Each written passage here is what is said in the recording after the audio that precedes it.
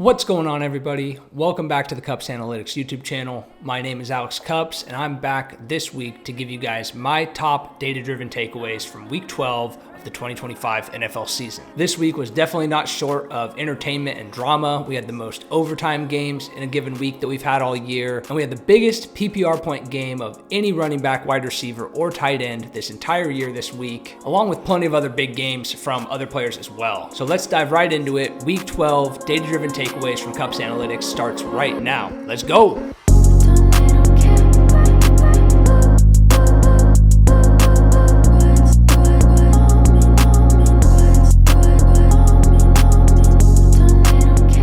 All right, so we're going to get started here with the biggest risers and fallers at the running back position over the past month. And I think this chart does a pretty good job of encapsulating the broader trend of which players are trending up, which players are trending down over the past 4 games specifically. So you can see here, if you haven't seen this chart before, we have 5 different columns. The first being the player name, second being their team, third being their weeks 1 through 8 fantasy points per game. So how are they doing through the first half of the season?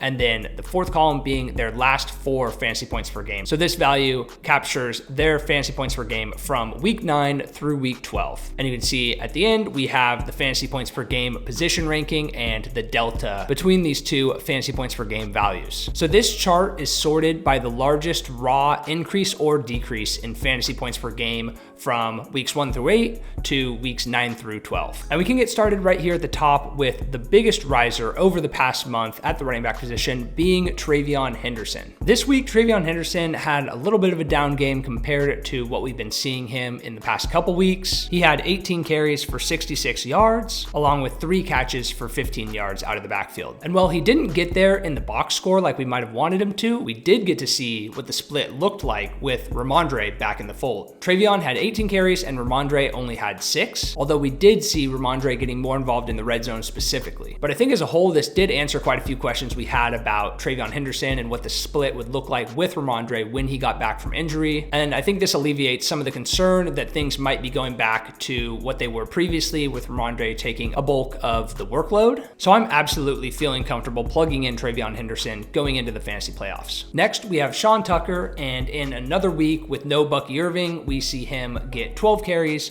for 42 yards, along with a catch for 4 yards out of the backfield. And I don't think there's a ton that we can take away from this game. The Buccaneers were getting smoked by the Rams the entire time, along with the fact that we saw Baker leave early with an injury. So with Bucky Irving most likely coming back in week 13 against the Cardinals, along with Baker's injury and not knowing how severe that would be, I think there's a lot of things working against Sean Tucker maintaining strong production over the remaining weeks this year. If Bucky's back next week, I definitely don't want to be plugging Sean Tucker into my lineups, even if Baker is back. The third biggest riser on this list is definitely the most exciting one to talk about, and that is none other than Jahmyr Gibbs, who has the best singular game of any running back, wide receiver, or tight end this year. Gibbs ends up with 15 carries for 219 yards and 2 touchdowns, along with 11 catches for 45 yards and another touchdown, which ends up being good for 55.4 PPR points this week. And while he averaged 20 fantasy points per game over the first 8 weeks of the year,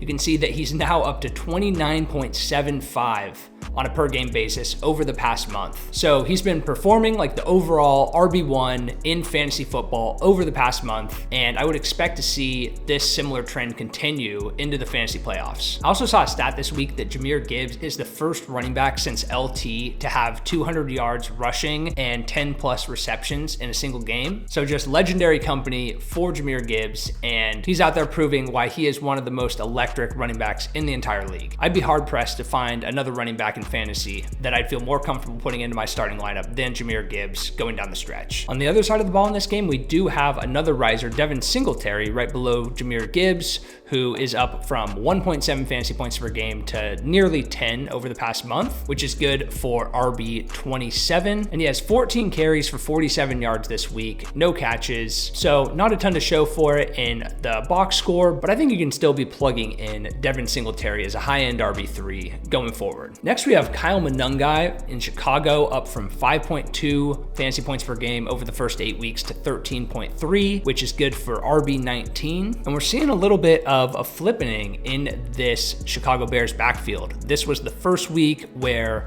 Monangai outcarried DeAndre Swift straight up. He had 12 carries to DeAndre Swift's 8, and he also got into the end zone. So I definitely think this is a trend that we will continue to see down the stretch this year. It looks like Ben Johnson and that coaching staff over in Chicago have started to really trust Monangai as a pure runner of the football, along with being their primary goal line back. So I'm firing up Monangai on a weekly basis as a mid-range RB2. We also have Kareem Hunt, who's now up to nearly 16 points per game over the past month, which is good for RB13. And he just keeps getting it done with no Isaiah Pacheco. As long as Pacheco's out, I think you can fire up Kareem Hunt on a weekly basis as back-end RB1, high-end RB2. But once Pacheco's back, I think we see those grinder carries go back to more of a 50-50 split like we were seeing before. Not going to talk about Achane, Dowdle, or Chris Rodriguez, considering this is being recorded before Monday Night Football when the Panthers play and the Dolphins and the Commanders are both on bye. With that being said, let's jump down to the RB fallers, and we'll talk about a couple names here.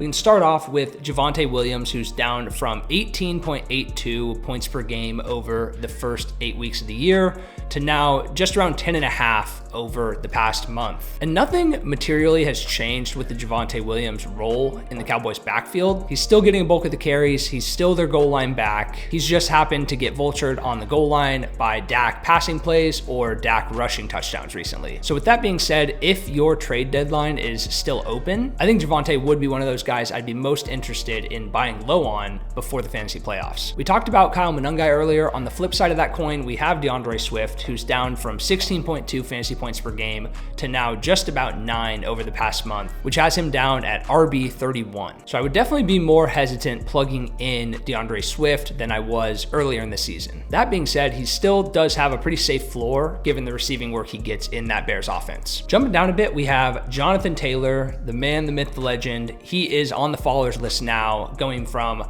27 fantasy points per game roughly through the first 8 weeks to just about 22 over the past month. Obviously still legendary production, but a couple points down from what we were seeing when he was absolutely game-breaking over the first 8 weeks of the year. All right, jumping over to the top 10 risers and fallers at the wide receiver position. We'll start off here with the biggest risers.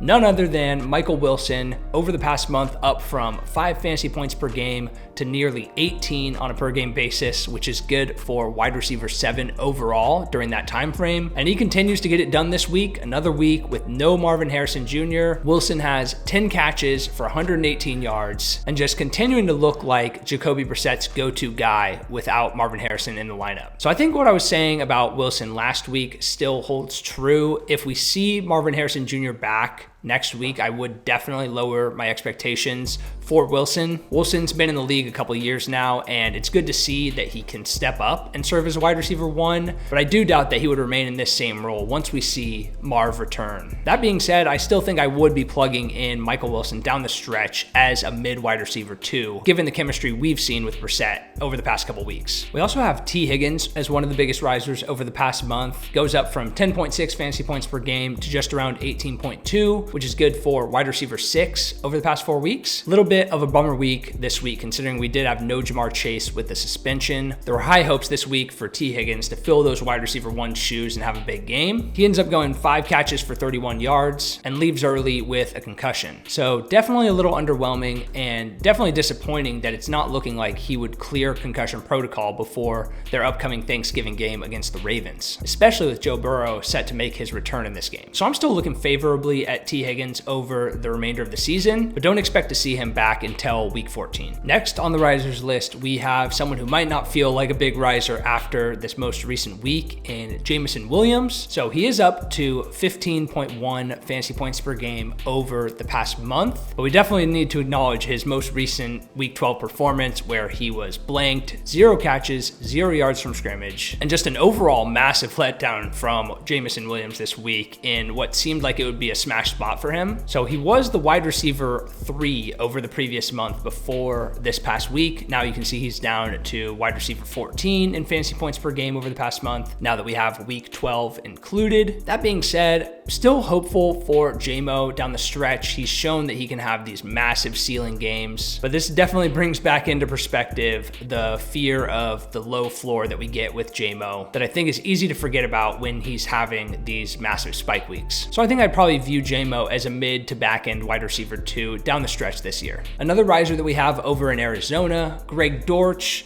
also benefiting from the Marvin Harrison Jr. absence. He's up from 4.2 fantasy points per game to 10.6. And I think this rise can be essentially entirely attributed to Marvin Harrison Jr. not being on the field. Dortch is seeing a massive uptick in his snap percentage, and I would definitely expect that to drop back down once Harrison returns. Another big riser is George Pickens, who's up to 24.3 fantasy points per game over the past month, which is good for the wide receiver 3 overall over that time frame. And I think it's hard to overstate how critical George Pickens' addition to the Dallas offense has been for them this year. He and CeeDee are operating like 2 wide receiver 1s in this offense. This week, Pickens goes for 9 catches, 146 yards, and a touchdown. And he's been one of the bigger surprises for me this season, seeing him step up to the plate and really serve as a dominant target earner in that Dallas offense. So I don't know how you look at George Pickens and don't see a mid wide receiver 1 in fantasy the rest of the way this year. Jumping down to the biggest fallers at the wide receiver position over the past month. And we can start off here with Ja'Marr Chase. Didn't play this week, but even other than that, we've seen him have a pretty massive fall from grace over the past month. He's down to just around 11.5 points per game, which is good for wide receiver 26. And there's not a ton to say about Ja'Marr Chase. We all know that he is, if not the most talented wide receiver in the league, definitely one of them. And if the trade deadline's still open, he's another guy that I would view as a priority target right now, especially with Joe Burrow set to return this upcoming Thursday. Below Chase, we have Jordan Addison over in Minnesota, who's down from 16 fantasy points per game to just around 6 over the past month. And similar to Justin Jefferson, who we don't find on either of these lists, but I think the thesis applies for both him and Addison, they very clearly have a JJ McCarthy problem. And it's no secret that JJ McCarthy has been brutal over the past couple weeks, but I wanted to put into perspective just how terrible he's actually been. So I have this image, a tweet from Davis Maddock over on Twitter. Go give him a follow. He says, since 2016, there have been 117 quarterbacks to have at least 100 plays, and this is the bottom of the list in EPA per play. So you can see of these 117 quarterbacks, JJ McCarthy is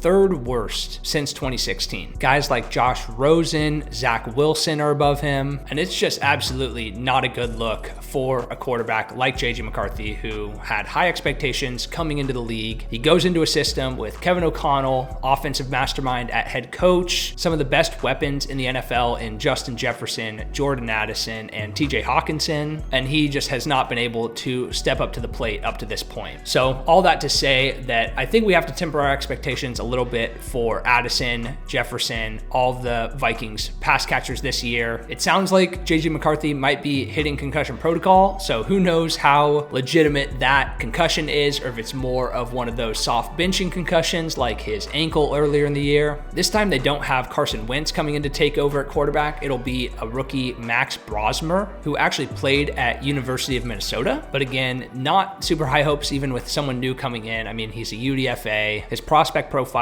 doesn't have a ton that sticks out, so who knows? Maybe we'll see some things improve with just a new face at quarterback. Regardless, I'm definitely tempering my expectations for these pass catchers going forward. Another prominent faller over the previous 4 weeks would be Rome Odunze, who's down from 15.5 fantasy points per game over the first 8 weeks of the year to just around 8.75, which has him firmly in wide receiver 4 territory at wide receiver 41. And it's hard to really know what's going on with the Caleb and Rome connection. Rome's still earning targets on a weekly basis. This week he led the team with 9 targets, but he only converted 3 of those for 53 yards. I don't think there's any doubt that the Bears view him as their wide receiver 1 currently, but I'm definitely viewing him more as a mid wide receiver 2 going forward. Rashid Shaheed's another faller that's been a little bit disappointing since he moved over to Seattle. It's definitely been a little weird to see him not getting involved in this Seahawks offense, given the connection he had with Clint Kubiak when he was was in New Orleans, and considering Clint Kubiak utilized him like one of the best deep threats in the NFL. So maybe he's still getting acclimated to the new environment. Maybe we see him get more involved over the coming weeks, but another guy that I had higher expectations for that I'm definitely tempering a little bit now. Jumping over to the top risers at the tight end position over the past month, and we definitely have some interesting names to talk about here. Atop the list, we have the first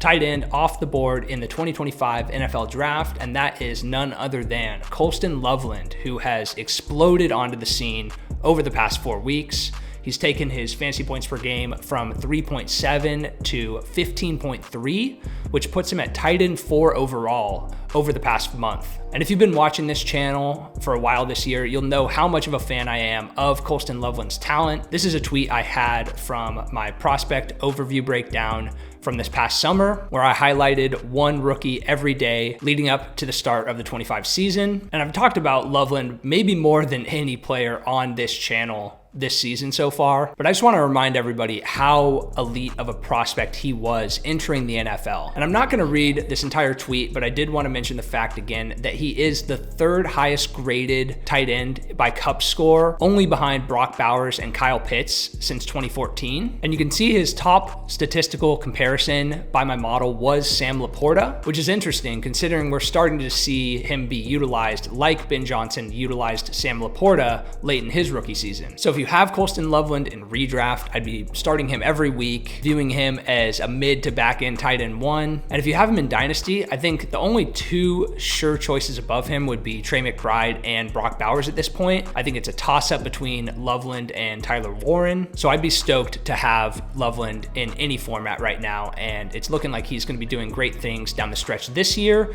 and throughout his career. And I'd be doing a disservice to the list of the top risers at the tight end position if I didn't mention Trey McBride. You can see behind me right here, my personal favorite player in the entire NFL. And he's getting to the point of rare air where he's really ascended in a way that's putting him in legendary company at the tight end position. This year, among all tight ends, Trey McBride is first in receptions, targets, receiving yards, tied for first for receiving touchdowns, and first in receiving EPA. He's also one of only 2 players with over 80 receptions, the other being JSN. So I could go on and on about Trey McBride and what he's been doing this season. Just know that he has been absolutely unreal, and he'll continue to be my tight end 1 overall every week for the rest of the season. Jumping down to the fallers at the tight end position, we can start off here with Dallas Goedert, who's down from 14.4 fantasy points per game over the first 8 weeks to just around 5.5 over the past month. So we've definitely seen Dallas Goedert's production in this Eagles offense fall off a cliff. At this point, he's kind of fallen down into that range of touchdown dependent back end tight end 1s, high end tight end 2s. Similar to Dallas Goedert, we see a fall off from Kyle Pitts, who's down to a similar fantasy points per game over the past month. He's down to 5.38 now. And with Darnell Mooney getting more involved and Kirk Cousins looking other ways in this receiving game, I'd have a hard time plugging in Kyle Pitts into my starting lineup right now. Jake Ferguson finds himself on the fallers list now as well, but he does have a good bounce back game this week. He's 3rd on the team with 6 targets this week, 5 catches for 60 yards. So definitely a big fall from Ferguson with CD back and healthy, but I still view him as a solid mid tight end 1 right now. Harold Fannin is another guy I wanted to highlight on this list. He finds himself as a faller, down from 10.7 fantasy points per game to 7.1 over the past month, but I did want to highlight a couple of good notes. Obviously, Shedeur Sanders looked surprisingly good this week as the starter for the Browns, and Harold Fannin was his favorite target. He led the team with 6 targets, ended up with 4 catches for 40 yards, and even though he's on the fallers list right now, I think we could see Fannin on the rise down the stretch this year with better quarterback play coming out of Cleveland. And we'll finish off this week looking at the top 24 players by expected fantasy points per game at each position. This is one of my favorite charts to look at every week since it highlights the deltas between a player's expected fantasy point production based on their roles and usage within their offenses, along with their actual fantasy production. So if you're new here, I'll give a little background on this chart. The blue bars represent expected fantasy points per game, and the green and red dots represent the actual fantasy points per game. If a player has a green dot going to the right of their expected fantasy points per game, that means that they are overperforming their expected production. And on the flip side, if a player has a red dot going to the left of their fantasy points per game expected, that means they are underperforming their expectation. And I mentioned last week that we don't see see a ton of movement on this chart from a week-to-week basis now that we're so far into the season and the sample size has gotten so big. So in terms of the top 5 running backs by expected fantasy points per game, we can see not a ton of surprises here. Christian McCaffrey at the very top, absolutely lapping the field in terms of expectations still. He's expected for just around 25 fantasy points per game, with number 2 being Devon Achane at 18.4. Achane very close to Jonathan Taylor, who's at 18.39. Bijan, Jahmyr Gibbs, both down around 17.2. So not a ton of surprises in terms of the top 5. A couple names I wanted to highlight. I already talked about Javonte as someone who's been underperforming a little bit, but the role has not changed. He's the RB7 in expected fantasy points per game, so definitely a priority target if you can get him right now. Additionally, Bucky Irving, who hasn't played in forever, he's at RB8 in expected fantasy points per game. So let's not forget how good he was when he was healthy, and hopefully we can see that same production when he comes back, hopefully in week 13. Chase Brown, one of those few guys that's actually been underperforming their expectation in the top 10 running backs. He's expected for around 15.9 fantasy points per game, but he's underperforming that at around 13.3. So he's another guy that I'd definitely be looking to target right now if I could, especially with Joe Burrow coming back. Another guy to keep an eye on would be Omarion Hampton down here at 14.1 expected fantasy points per game. Hasn't played in a while with that injury. He's been on IR, but expected to come back in week 13 after their bye. And then I'll go ahead and scroll down and show you guys the remainder of the top 24 running backs by expected fantasy points per game as well. Moving right along to the top 24 wide receivers by expected fantasy points, we have Jamar Chase at the top. He's right along expectation at around 19.6 fantasy points per game. One thing sticks out quickly looking at this chart and comparing it to the running backs. It appears that this is the year of the running back, considering we currently have 5 running backs averaging over 20 fantasy points per game, and for wide receivers, we only have 3. Additionally, there's over a 2 fantasy point per game difference between the top running backs, Jonathan Taylor and Christian McCaffrey, and the top wide receiver in JSN. So it's definitely been an interesting year when comparing the early RB strategy to the early wide receiver strategy. It looks like the most OP teams this year are probably going to be the teams that stacked up 2 of those elite running backs in the first 2 rounds. The fact that there are teams out there that were able to go Christian McCaffrey, Jonathan Taylor, and then JSN in the 3rd round is absolutely insane. But yeah, you can definitely see there's been quite a bit more underperforming at the top of the wide receiver position than there is at the running back position. And then I'll go ahead and scroll down here as well so you can see the remainder of the top 24 wide receivers. All right, finishing off here with the top 24 tight ends by expected fantasy points per game. At the top here, we can see just how dominant Trey McBride has been. He's at 17.78 expected fantasy points per game this year, overperforming that slightly at 18.3. Next highest tight end is Brock Bowers, over 4 points per game under that expectation at 14.3. So it just goes to show how insanely dominant Trey McBride has been at the tight end position this year. Also awesome to see the 2025 rookie tight ends climbing this list as well, with Tyler Warren at tight end 4 in expected fantasy points per game, Gadsden at tight end 8, and Harold Fannin at tight end 10. So these 3 guys, along with the major rise that we highlighted earlier for Colston Loveland over the past month, have really gone to show that this 2025 tight end class could flip the script a little bit and get tight end back to a state where we're really excited about the talent that we have in the younger players. Another guy I wanted to highlight, I know he had a bad game this week, but Dalton Schultz is still here at tight end 6 overall in expected fantasy points per game. So the usage is there, and I really do think he is still one of the best cheap options to have at the tight end position. And I'll go ahead and scroll down here to show you guys the remainder of the top 24 at the position as well. All right, that's all I have for you guys for the week 12 data-driven takeaways. If you like this video, please remember to give it a like, drop a comment below, let me know if there's anything that you'd like to see over the coming weeks. And if you haven't yet, subscribe to the channel. We just hit 100 subscribers, which I know isn't a ton, but it feels like a big milestone. So thank you guys that have been supporting so far this season. So I'll be back for the rest of the regular season with this video highlighting the data takeaways after each game. And I have some awesome ideas for videos that are specifically dynasty and prospect focused that I'll be working on over the off season. So if you like that type of content, make sure to subscribe if you haven't yet. Stick around, see what we got in store. Thanks again for tuning in. I'll be back next Tuesday for week 13, and I will see you guys in the next one. Peace.